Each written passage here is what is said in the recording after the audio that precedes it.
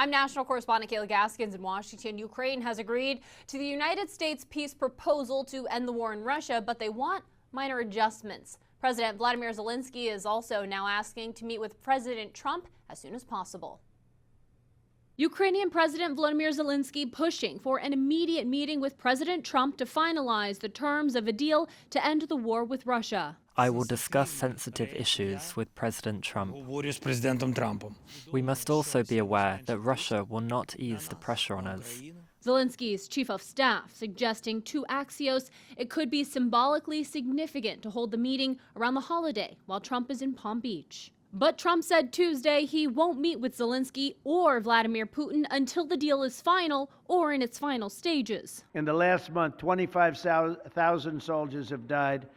So I think we're getting very close to a deal. We'll find out. On Tuesday, President Trump said he directed Special Envoy Steve Witkoff to meet with Vladimir Putin in Moscow to discuss the agreement. Army Secretary Dan Driscoll will simultaneously meet with the Ukrainians. White House Press Secretary Caroline Leavitt saying they've made tremendous progress. However, there are a few delicate but not insurmountable details that must be sorted out.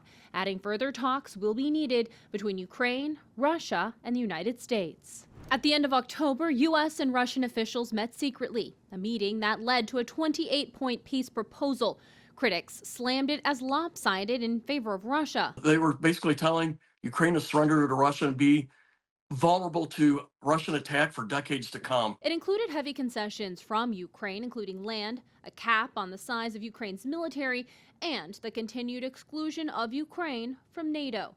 This past weekend, Secretary of State Marco Rubio met with Ukrainian negotiators. The result was a pared-down 19-point plan, more palatable to Ukraine. Of course, we're going to have to make sure the other party in this war, the Russians, agree to them as well. Russia's Foreign Minister Sergei Lavrov saying the amended plan must reflect the spirit and letter of an understanding President Putin and President Trump reached during the Alaska summit.